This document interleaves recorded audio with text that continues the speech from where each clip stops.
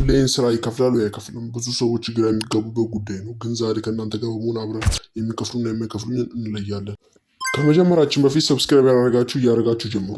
ኦንላይን ስራ ይከፍላል ስንል ሁሉንም አይደለም፣ የሚከፍል እንዳለ የማይከፍልም እንዳለ ማወቅ አለብን።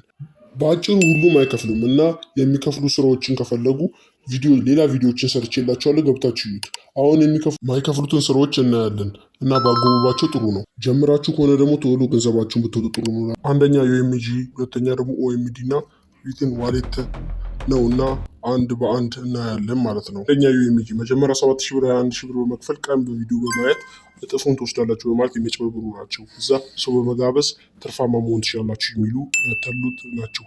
ሁለተኛ ደግሞ ኦኤምዲ ተመሳሳይና ከዩኤምጂ ጋር ተመሳሳይና አንድ አይነት ናቸው እና ፓርቲቱ ይጠብቁ እና የሚከፍሉ ደግሞ በቀጣይ ቪዲዮ እናመጣላችኋለን ማለት ነው። እና ሰብስክራይብ ያደረጋችሁ ሰብስክራይብ እያደረጋችሁ መቀላቀል ትችላላችሁ። ይመቻችሁ።